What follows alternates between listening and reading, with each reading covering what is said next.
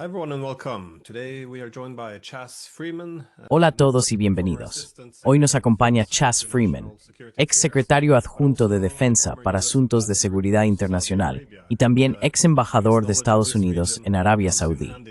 Supongo que el conocimiento de esta región resulta útil ahora, ya que estamos ante una especie de catástrofe. Parece que este ataque sorpresa contra Irán, fue una apuesta enorme y además una que no está dando resultados. ¿Cómo ve usted la situación en los últimos días? How are you seeing the situation over the past few days? Prime Minister Netanyahu has never made. Bueno, el primer ministro Netanyahu nunca ha ocultado su deseo de lograr tanto el fin del programa nuclear, incluidos sus elementos pacíficos en Irán, como de promover un cambio de régimen, y más concretamente de asegurarse de que Estados Unidos, que dispone de capacidades que Israel no tiene, se ve arrastrado a una guerra con Irán. Ahora ha actuado. Creo que la urgencia tenía muy poco que ver con el programa nuclear iraní, y mucho más con el posible éxito de las negociaciones entre Estados Unidos e Irán en Omán. Logró poner fin a esas negociaciones. Al parecer no ha causado muchos daños al programa nuclear iraní, que por cierto los servicios de inteligencia de todo el mundo, incluidos los suyos propios, creen que no ha recibido autorización para desarrollar un arma nuclear.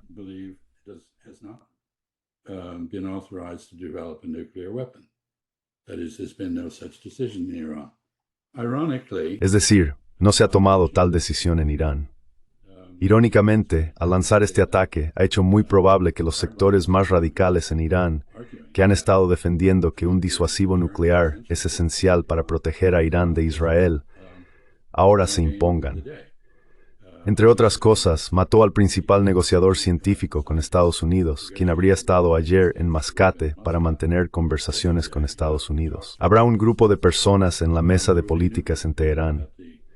Según entiendo por los iraníes con los que he hablado, no en Irán, pero en contacto con personas en Irán, hay una rabia y un odio hacia Israel de una intensidad nunca antes vista.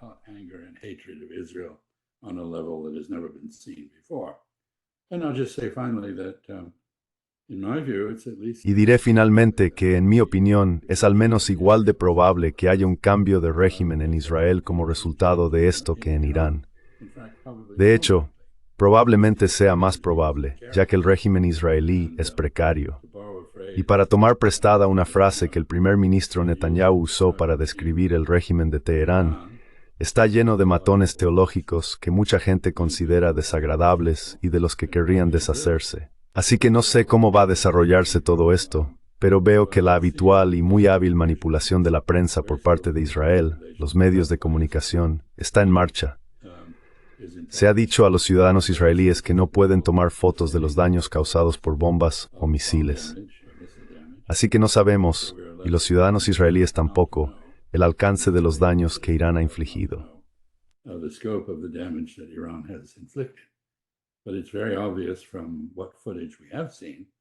Pero es muy evidente, por las imágenes que hemos visto, que los misiles iraníes están penetrando las defensas israelíes con cierta facilidad y que se están causando daños significativos a instalaciones militares y a veces, por supuesto, también a civiles.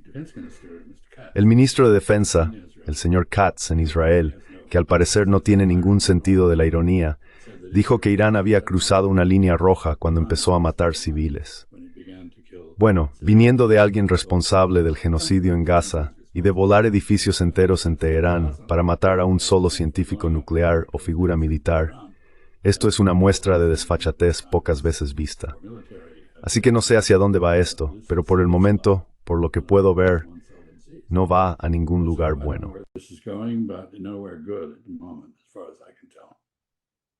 Well, in terms of where it's going, is it possible for Bueno, en cuanto a hacia dónde va esto, ¿es posible que Israel termine la guerra ahora? Porque Trump dijo que las dos partes deberían sentarse juntas y acabar con esto.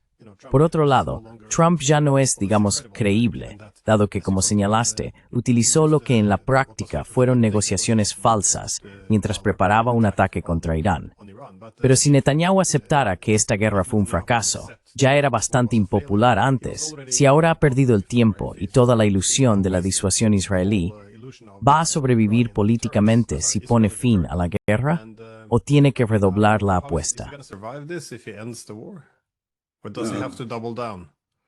Well, I think the war could end in one of two ways. Bueno, creo que la guerra podría terminar de dos maneras desde el lado israelí.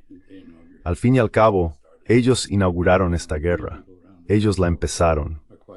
Mucha gente en todo el mundo probablemente se alegra de verles probar algo de su propia medicina en forma de edificios destruidos y civiles aterrorizados, ya que eso es lo que Israel ha infligido a sus vecinos durante muchas décadas.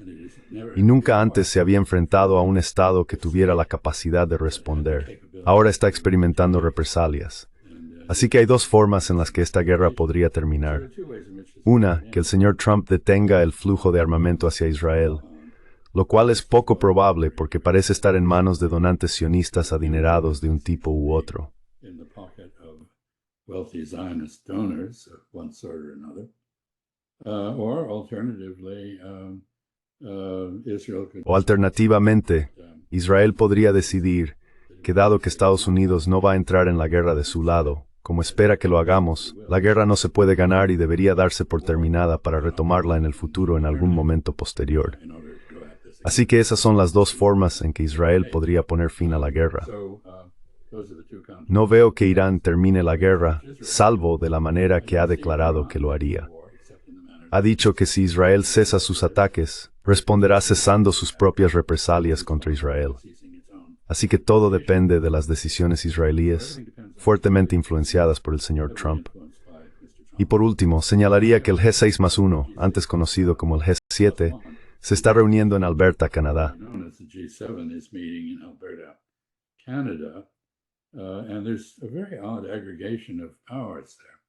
Y hay una agregación de poderes muy extraña ahí. Japón ha sido muy crítico con Israel. Los europeos, en su mayoría, no lo han sido. Y algunas personas en Oriente Medio están observando esto y diciendo, bueno, es interesante. Reino Unido, Francia y Alemania parecen estar completamente del lado de Israel en este asunto. Esto recuerda a la gente de la región quienes organizaron las cruzadas. Ya sabes, esto parece un apoyo cristiano al sionismo, quizás en el caso de los alemanes como expiación por el Holocausto, quizás en el caso de los franceses por su colaboración en el Holocausto, y quizás en el caso de los británicos simplemente porque son muy filosemitas y, en última instancia, responsables del establecimiento del Estado de Israel a través de su control colonial de Palestina.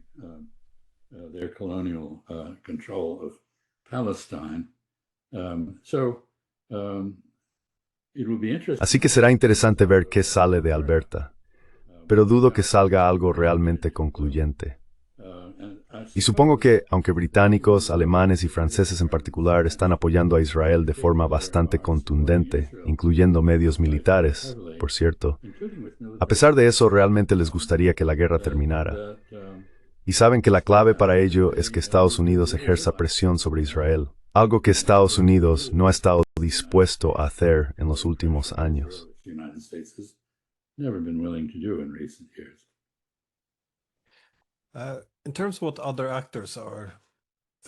En cuanto a lo que piensan otros actores, los estados del Golfo, muchos de ellos, no son precisamente admiradores de Irán. Pero de nuevo, usted fue embajador en Arabia Saudí. Hay otras complejidades que deberíamos conocer, porque he oído que algunos en la región se han sorprendido bastante por el ataque engañoso a Irán durante las negociaciones. Y también, sí, especialmente en Irak, se han sentido algo impresionados por la capacidad de Irán para soportar los golpes de Israel y, de hecho, contraatacar. Esto ha roto un poco la ilusión en torno al Irán todopoderoso. ¿Cree que hay simpatías encontradas? ¿Cómo podemos entender la región? ¿Cómo están respondiendo a esto, tanto los gobiernos como la población?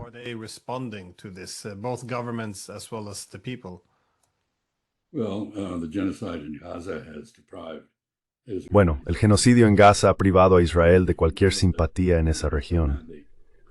Sé que Mohammed bin Salman, el príncipe heredero y gobernante de facto de Arabia Saudí, llamó al líder supremo de Irán y expresó simpatía y apoyo, y condenó el ataque israelí. Así que cualquier ilusión que pudiera haber existido en Israel o en Estados Unidos sobre la posibilidad de reclutar a Arabia Saudí para una relación normal con Israel, es decir, dejar de lado la cuestión palestina y que el comportamiento israelí no sea criticado por la gente del Golfo, claramente ya no existe. Así que creo que tienes razón al hablar de la sensación de que usar las conversaciones en Mascate como tapadera, como una garantía para que Irán baje la guardia, es algo que se entiende bien y no se aprecia en la región por dos razones.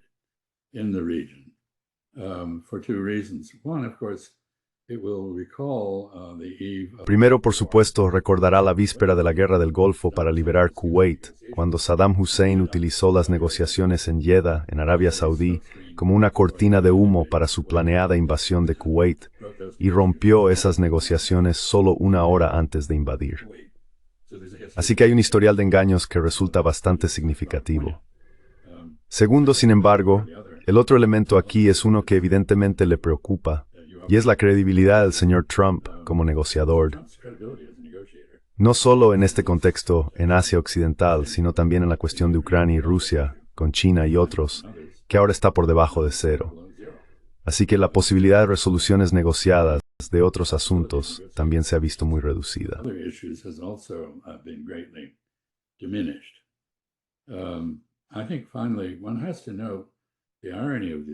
Creo que, al final, hay que señalar la ironía de esta situación, en la que un Estado con armas nucleares, Israel, que adquirió sus armas de forma clandestina y mintió mientras lo hacía, e incluso robó parte del material nuclear de Estados Unidos para crear su arsenal nuclear, está atacando a un Estado no nuclear por ejercer su derecho, según el Tratado de No Proliferación, a enriquecer uranio y hacerlo bajo inspección internacional. Señalo que, cuando la OIEA fue fraudeado para aprobar una resolución que condenaba a Irán, estaban Grace y Foreign construyendo otro centro subterráneo de tratamiento esta, y se pondría en base pesante.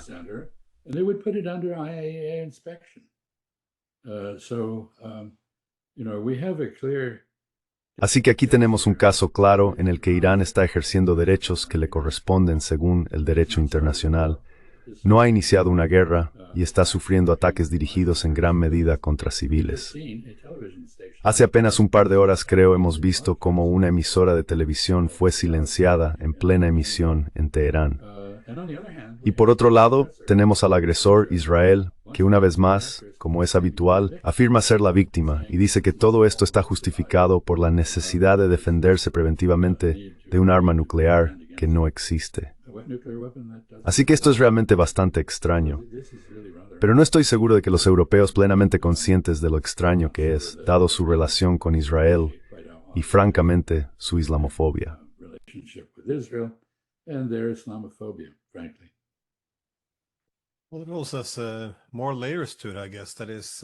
Bueno, supongo que también tiene más matices. Es decir, Irán, como firmante del Tratado de No Proliferación, tiene derecho a un programa nuclear civil. Ahora es Washington quien le dice que no se le permite tener un programa nuclear civil. Pero también en Europa he escuchado a varios líderes estatales referirse al derecho de Israel a defenderse. Pero, de nuevo, este fue un ataque sorpresa de Israel contra Irán. Seguramente no podemos seguir usando ese viejo argumento, pero parece que lo están intentando igualmente.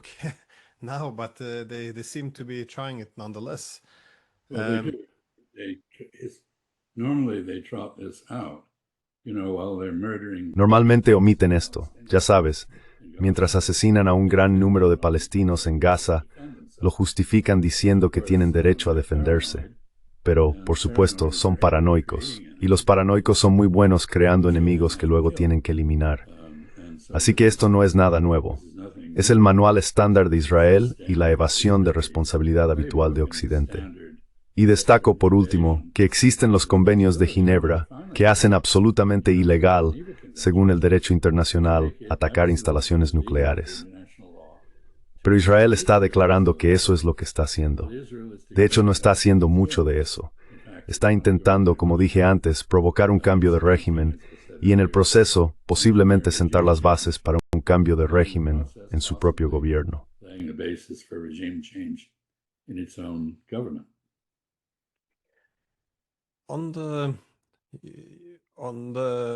Por parte rusa, sin embargo, noté que Trump y Putin mantuvieron una conversación telefónica, y estoy seguro de que se habló de Irán durante esas conversaciones.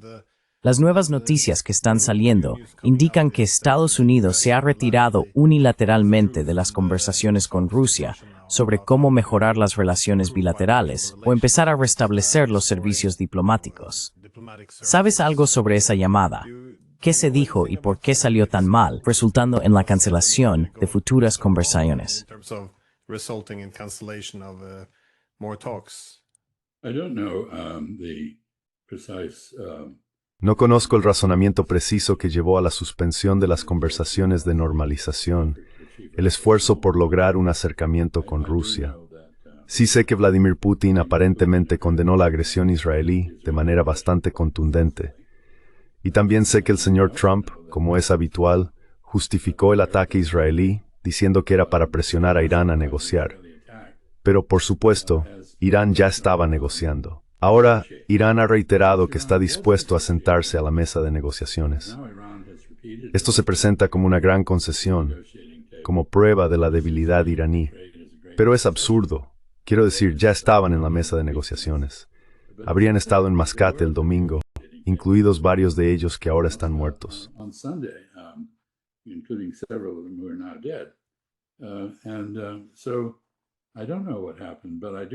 Así que no sé qué ocurrió, pero sí creo que hay un informe que dice que Vladimir Putin mantuvo después una conversación con el presidente Raisi en Teherán, en la que le advirtió del peligro en el que se encuentra el régimen iraní.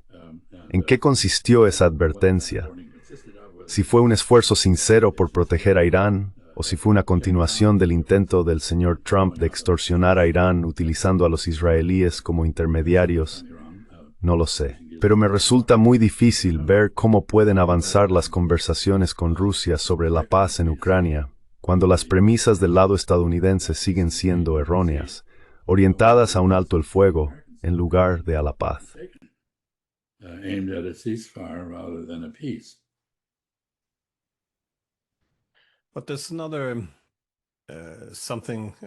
Pero hay otra similitud interesante aquí. No solo fue hace 2 semanas cuando se atacó el elemento de disuasión nuclear de Rusia y ahora el reactor nuclear de Irán, sino también la forma en que se hizo. Es decir, los drones que se introdujeron en Rusia durante los últimos 12 a 18 meses, muy probablemente con el apoyo de los servicios de inteligencia occidentales. Y ahora vemos lo mismo ocurriendo en Irán. Drones que se introducen de contrabando. No sabemos hasta qué punto estuvieron implicados los servicios de inteligencia occidentales, pero es una suposición razonable. De nuevo, no he visto ninguna prueba, pero aún así, el ensamblaje de estos drones para usarlos dentro del país durante el ataque me pareció tremendamente similar. ¿Qué opinas de esto?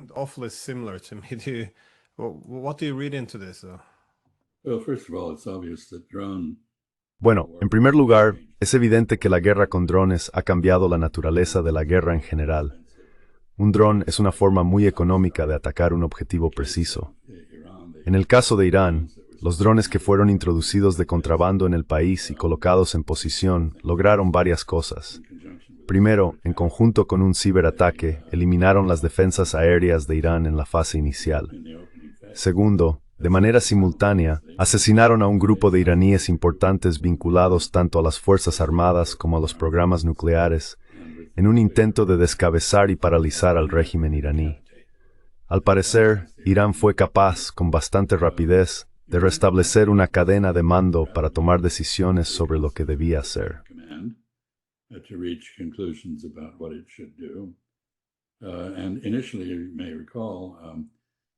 Y al principio, quizá recuerdes, hubo mucha satisfacción en Occidente porque Irán había sido desestabilizado, no había respondido y estaba retrasando su respuesta y cosas por el estilo. Todo eso resultó ser fanfarronería más que algo serio. Y seguimos viendo mucho de eso todavía. Es decir, nuestros medios retratando a Irán como si estuviera contra las cuerdas, pero no creo que sea así. E Israel afirma que el régimen está a punto de caer y cosas similares. Eso es pensar con el deseo. Es poco probable que en estado que las fanfarronadas similares sobre una victoria de San no jamás, que ya se ha mostrado claro que no hay ciertas. Hamas has proven to be. So you don't see Entonces, ¿cómo es que continuaráis guerra? Well, I because think the Iranians have quite a supply of. Creo que allí hay una cantidad considerable de misiles balísticos. Según tengo entendido, las primeras andanadas de misiles eran relativamente antiguas, y parte del objetivo era absorber y agotar el sistema de defensa antimisiles israelí. Ahora están lanzando misiles hipersónicos, que aparentemente no tienen problema en penetrar la defensa antimisiles balística israelí. No sé cuántos tienen, pero creo que la afirmación que he visto, quizás la israelí, terrorista step extruí, es que register un tercio, es a phrase designating in force. Taken out 1/3 of the Iranian ballistic missile force. This could go on for quite a while. Israel has Esto podría prolongarse durante bastante tiempo. air control over Al parecer, Israel ha establecido el control aéreo sobre Teherán, pero eso está a una distancia muy considerable y depende del abastecimiento de combustible que, según tengo entendido, proviene de la Luftwaffe y de otras fuerzas aéreas europeas, y muy probablemente de los británicos y los estadounidenses. Así que los británicos, estadounidenses, alemanes y otros podrían, si lo deseáramos, detener los ataques israelíes sobre Teherán. No sería una mala idea. Y creo que entonces podríamos esperar que los iraníes hicieran lo que dijeron que harían, que es corresponder deteniendo los ataques contra Israel. reciprocate a halt in attacking Israel. well, if they would go back to the negotiation table, I'm sure Bueno, si volvieran a la mesa de negociaciones, estoy seguro de que Trump podría venderlo como una victoria, que ahora Irán tiene que aceptar que Estados Unidos va en serio. Podría verse como que los están trayendo de vuelta a la mesa de negociaciones, como si fueran ellos los que se han quedado fuera. Quiero decir, hay muchas formas de presentar esto como una victoria, lo cual puede ser positivo, por supuesto, si permite que Washington acepte que tenemos que acabar con la guerra. Pero, ¿no sería más difícil conseguir un acuerdo ahora? Pienso, por lo que oigo de los iraníes, que ya no confiarán en el OIEA y realmente ya no confían en sus socios negociadores. ¿Qué tan fácil sería conseguir un acuerdo ahora, después de este ataque? How easy would it be to get a deal now, though, after this attack? Well, I think it would be very difficult indeed. Bueno, creo que sería realmente muy difícil. Imagino que los iraníes querrán seguir dialogando porque no hay una razón real para no hacerlo. Pero no creo que esto establezca un proceso que permita calmar las cosas y que quizás incluso pueda producir algún resultado. Pero no, quiero decir, el señor Trump, en su primer mandato como presidente, destrozó el acuerdo nuclear. Ahora básicamente está intentando volver a él, o lo estaba. Ahora ha dado marcha atrás y ha dicho que se requiere un enriquecimiento cero y ha añadido varias otras condiciones. Así que ahora creo que cuando esto termine y la guerra acabe, y no creo que ni Israel ni Irán dejen de existir como resultado de esta guerra, no es existencial como ha afirmado Netanyahu. It's not existential, as Netanyahu has claimed. I wouldn't be surprised to see the Iran. No me sorprendería ver que las defensas aéreas iraníes se reconstruyen muy rápidamente con la ayuda de Rusia, China y otros. Y observo que al parecer los iraníes lograron derribar un par de F-35, a pesar de las características de sigilo que supuestamente los hacen inmunes a ser derribados por misiles antiaéreos y fuego de artillería. Así que ambos bandos saldrán de esto golpeados. Los israelíes saldrán de ello, pase lo que pase, escarmentados. Porque, como he dicho, por primera vez han tenido que enfrentarse a un enemigo que realmente podía contraatacar. Están acostumbrados a luchar contra personas que en su mayoría ni siquiera tenían armas, armados con piedras, no con fusiles. Y cuando tenían armas, no tenían fuerza aérea ni equipo pesado, e Israel ha dominado los cielos en su región. Israel has ruled the skies in its region. It may have established air superiority for a time. Puede que haya establecido la superioridad aérea durante un tiempo en Irán, pero eso no va a durar. Iran had never had. Así que creo que Irán nunca tuvo ilusiones sobre lo brutal que podría ser un ataque de Israel. It was surprised. Lo que le sorprendió fue el momento de este ataque, porque llegó, como has dicho, cuando tenía todas las razones para creer que había negociaciones en curso, no un ataque al estilo de Pearl Harbor. Pearl Harbor no es una mala analogía, por cierto, porque recuerdo al almirante Yamamoto, que llevó a cabo ese ataque, pero que se oponía a él porque pensaba que sería una victoria táctica, pero una derrota estratégica para Japón, y resultó tener razón. Se dice que comentó después del ataque, bueno, hemos conseguido una victoria, pero hemos despertado a un monstruo. Well, we won a victory, but we have awakened a monster. I don't think any inclination that might have existed. No creo que cualquier inclinación que pudiera haber existido en Irán para hacer las paces con Israel vaya a sobrevivir a esto. Y tampoco creo que la demostración de indiferencia israelí hacia la vida musulmana que muestran estos ataques, con muertes de civiles por doquier, vaya a aumentar la aceptabilidad de Israel entre sus vecinos árabes. Así que, ya sabes, creo que los países de la región están haciendo lo que tienen que hacer.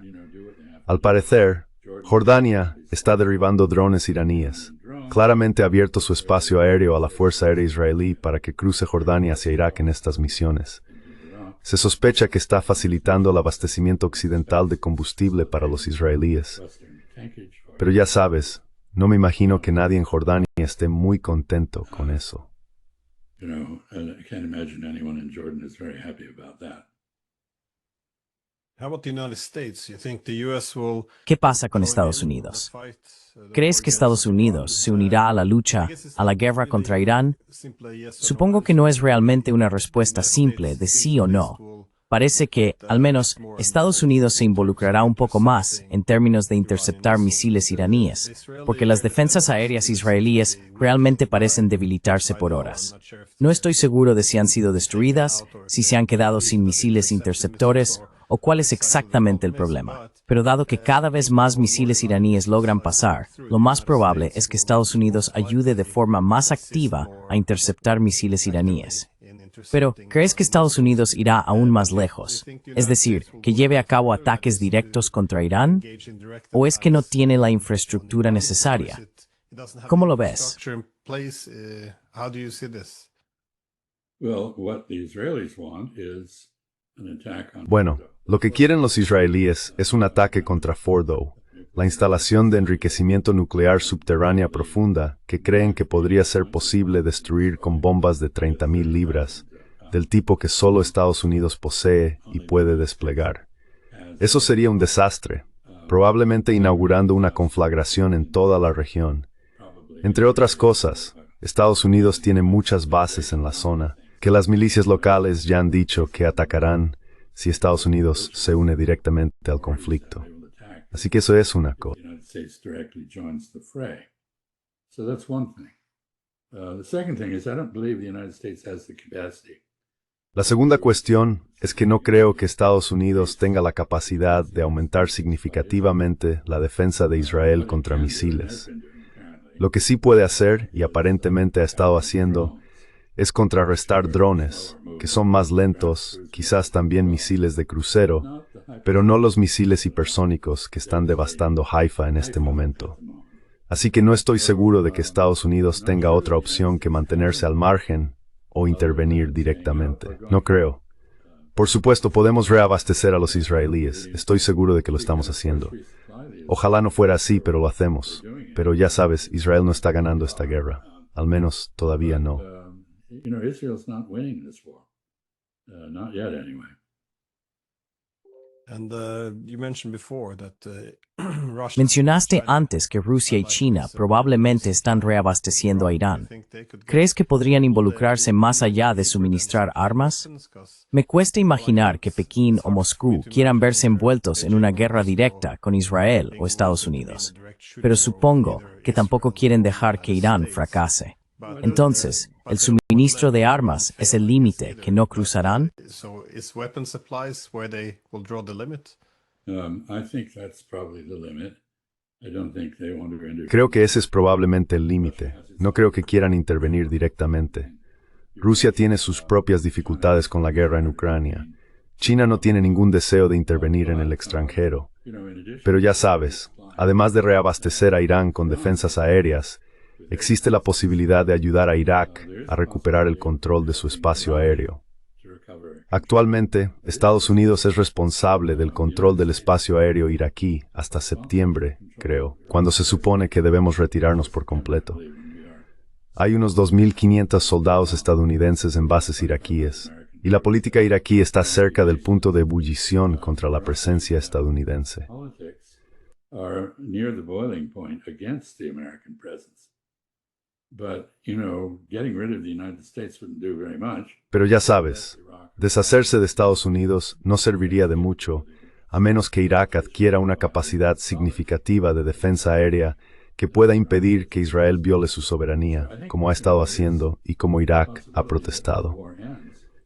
Así que creo que existe la posibilidad de que cuando termine la guerra veamos una proliferación de compras de armas por parte de países que tengan los medios para pagarlas, como Irak. Y también veremos la reconstrucción de sistemas en Irán, quizás de forma autóctona, mediante transferencia de tecnología. Pero creo que tienes razón al sugerir que otras grandes potencias con la capacidad de reabastecer y reconstruir sus defensas van a ser muy cautelosas para no involucrarse directamente en el conflicto. Very careful not to get themselves directly involved in the fight. Well, American resources are, limited. Bueno, los recursos estadounidenses son limitados, creo yo. Más aún ahora que el mundo tiene nuevos centros de poder y la era hegemónica ha terminado. Pero con menos recursos y una mayor necesidad de priorizar, creo que es razonable argumentar que Israel es una prioridad mucho mayor que, por ejemplo, Ucrania. Entonces, ¿cómo crees que se vería afectada la guerra en Ucrania? Porque, bueno, Trump ya parece no estar demasiado interesado en continuar la guerra por poderes, pero ahora, con algunos de los desastres que están ocurriendo en Israel, seguramente gran parte del armamento tendría que ser desviado. ¿O es completamente diferente el armamento? Porque sé que han salido algunos comentarios negativos desde Kiev que Zelensky esperaba que algunos de estos misiles fueran para él. Entonces, ¿crees que será significativo? ¿Tendrá esto un impacto importante en nuestra otra guerra, es decir, la guerra por poderes en Ucrania?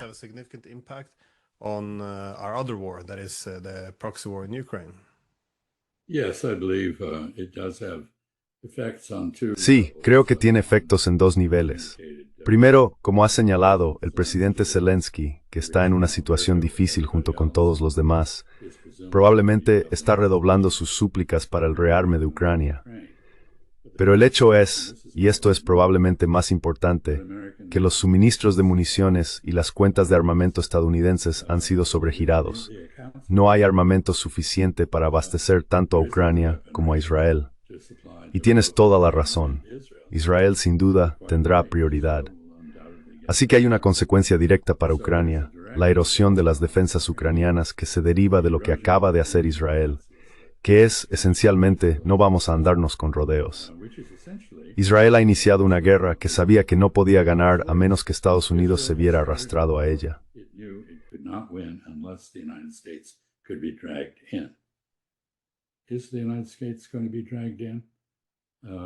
¿Se va a ver arrastrado Estados Unidos? Muchas de las personas en la administración Trump que favorecían eso ya no están allí.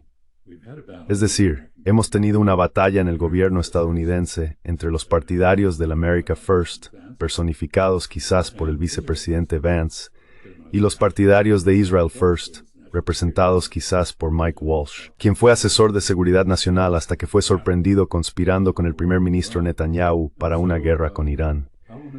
Entonces, ¿cómo actuará el señor Trump? Y aquí tengo que decir que el comportamiento del señor Trump no es tranquilizador. Parece ser tanto un narcisista malicioso como maligno en muchos aspectos, pero también parece estar perdiendo capacidad mental. Si observas su discurso y sus respuestas a las preguntas, se parecen a lo que yo. Yo viví una residencia en ancianos, ya sabes.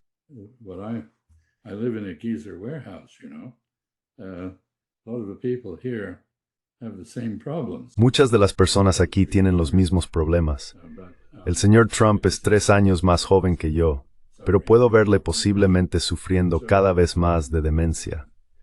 Acabamos de ver a un presidente que tenía demencia, Joe Biden, así que esto no es imposible.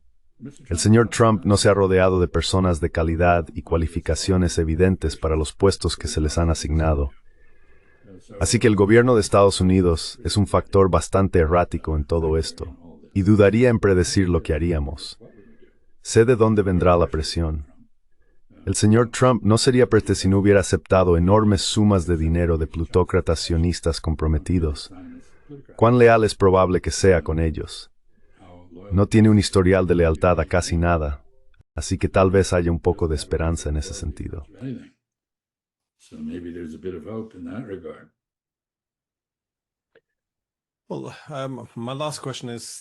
Bueno, mi última pregunta es, ¿cree que además de lo que está ocurriendo ahora con Irán y su impacto en el campo de batalla en Ucrania, en términos de armas, qué pasa con los esfuerzos diplomáticos?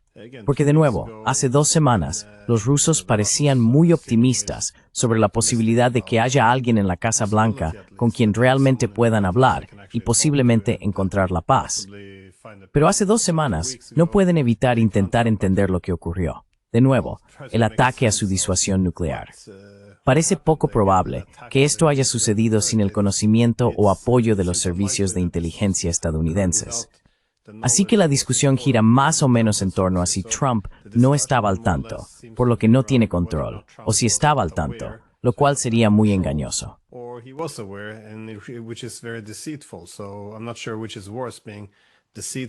Así que no estoy seguro de qué es peor, si ser engañoso o incompetente.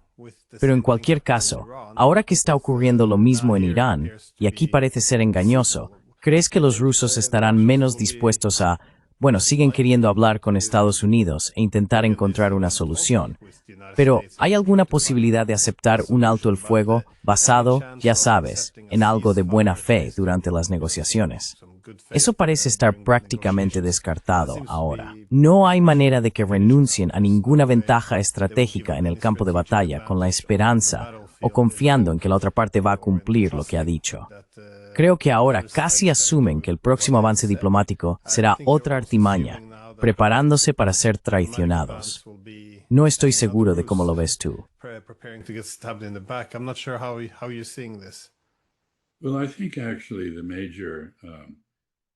Bueno, creo que en realidad la principal causa de desconfianza puede no ser el engaño que fue claramente evidente en el caso del ataque israelí a Irán, o la cuestión de si hubo engaño en los ataques con drones de Ucrania contra bombarderos nucleares rusos y demás. Creo que se trata más bien de los encuentros con el enviado personal del señor Trump, Stephen Witkoff, quien parece ir a Moscú y llegar a un entendimiento, y luego regresar a Washington y ver cómo lo que acordó o insinuó que podría acordar es deshecho por el señor Trump bajo presión de los sectores más duros. Así que ha habido un patrón aquí de comportamiento muy errático. Acuerdo seguido de desacuerdo, seguido de una marcha atrás, y de nuevo, acuerdo seguido de desacuerdo.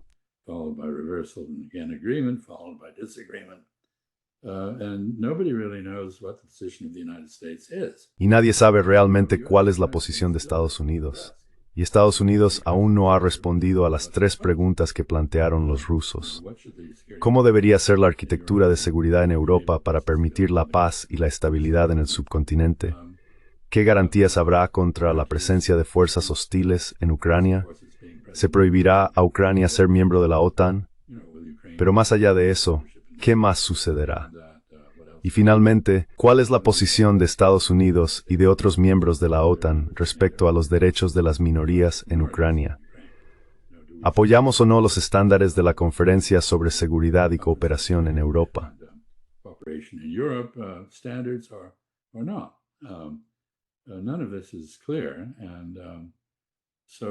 Nada de esto está claro. Así que sí, los rusos hablarán.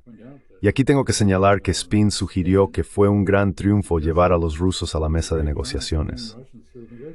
Pero ellos han estado exigiendo negociaciones desde el principio.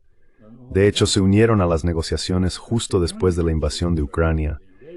Y esas negociaciones produjeron al menos un principio de acuerdo, sino un tratado detallado. Así que somos prisioneros de nuestra propia manipulación política, de la opinión interna, tanto como lo somos de nuestro comportamiento como actor internacional. Y creo que las perspectivas de que ocurra algo distinto a más combates en Ucrania son ahora muy escasas.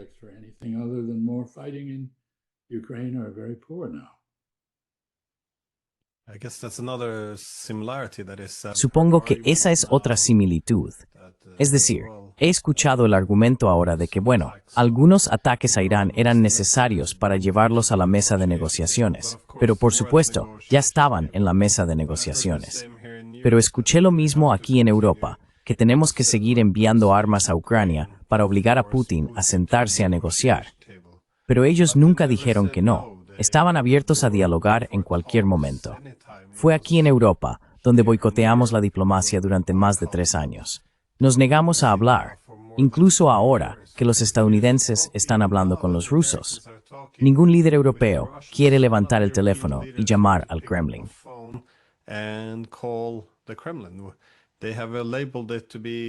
Lo han calificado de prorruso, lo que significa que no se te permite hacerlo si quieres seguir siendo legítimo en la escena política. Así que no llaman, no contestan el teléfono, no viajan a Moscú, no hablan con el oponente. Y mientras tanto, ven a los rusos diciendo, bueno, no hemos dicho que no a las negociaciones, estamos preparados para hablar. Y la narrativa sigue siendo que hay que enviar armas para obligar a los rusos a sentarse a negociar. Se puede argumentar que queremos sentarnos a hablar, pero hacerlo desde una posición de fuerza. Pero no hablar en absoluto. Esto es simplemente muy engañoso. Supongo que a lo que me refiero es que es lo mismo que estamos haciendo ahora con los iraníes.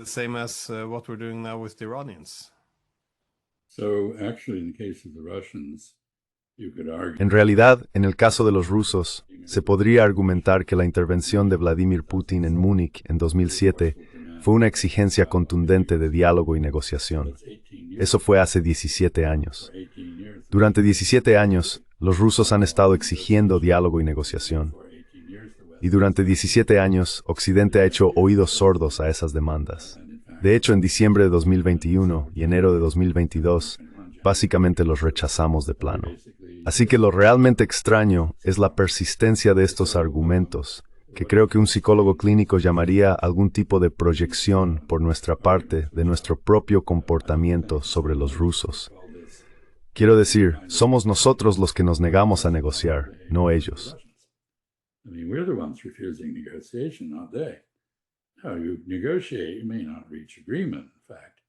Negocias. De hecho, puede que no llegues a un acuerdo. Quizás descubras que las negociaciones simplemente reafirman las diferencias que pensabas que existían. Así que creo que aquí hay un patrón común, y es, haces lo que yo digo, y si no lo haces, entonces hay algo mal contigo. Pero, ¿y si lo que estoy exigiendo es tan contrario a tus intereses, tan ilegal según el derecho internacional, tan estratégicamente desventajoso que no tienes ningún incentivo para hacerlo? La diplomacia consiste en persuadir a los demás de que tu punto de vista y lo que quieres que hagan está en su propio interés, que corresponde a la realidad, pero más aún que les va a beneficiar.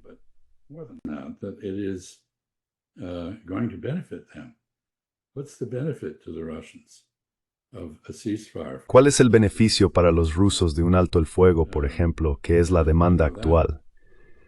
Y por supuesto, tenemos alardeos en la prensa occidental sobre cada afirmación completamente absurdamente exagerada del Ministerio de Defensa ucraniano acerca de cuántos rusos han muerto en esta guerra, mientras que nunca se publican cifras sobre cuántos ucranianos han muerto. Así que hemos recibido una imagen completamente falsa de lo que está ocurriendo. Y supongo que se podría decir que lo mismo sucedía en Irán. Las agencias de inteligencia dicen que Irán nunca tomó la decisión de fabricar un arma nuclear, y todos los políticos dicen que Irán ha decidido fabricar un arma nuclear.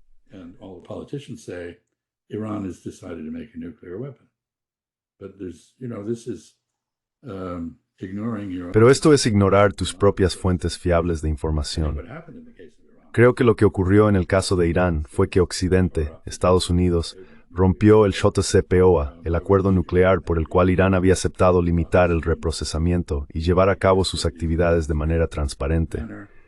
Incluso cuando Israel atacó a Irán, había 125 o más inspectores de la OIEA sobre el terreno.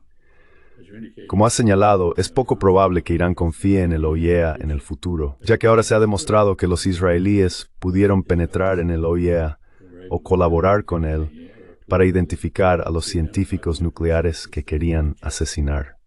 Así que esto está degradando otra organización internacional y un instrumento del Estado de Derecho. International organization and rule of law instrument. I guess what we can conclude from all of this is that diplomacy. Supongo que lo que podemos concluir de todo esto es que la diplomacia está prácticamente desaparecida en ambos lugares, Asia Occidental y Europa Oriental, que el orden mundial basado en el Estado de Derecho está muerto, que prima la conveniencia y que ningún tratado o convención es considerado vinculante ni por Occidente ni por Israel. Así, Israel puede atacar instalaciones nucleares, a pesar de ser miembro de un tratado que lo prohíbe. Y Occidente puede invertir la realidad, convirtiendo a la víctima en el agresor y viceversa.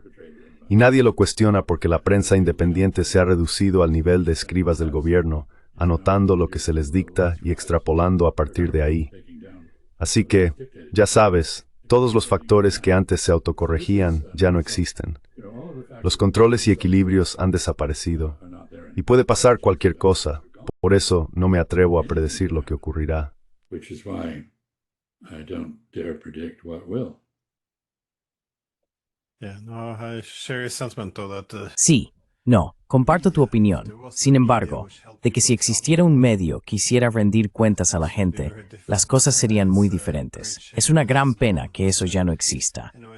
De todos modos, muchísimas gracias por ser tan generoso con tu tiempo. Siempre espero con ganas hablar contigo, así que espero que vuelvas pronto. I hope you'll be back on again fairly soon. You keep Cuídate y sigue con el buen trabajo. Gracias.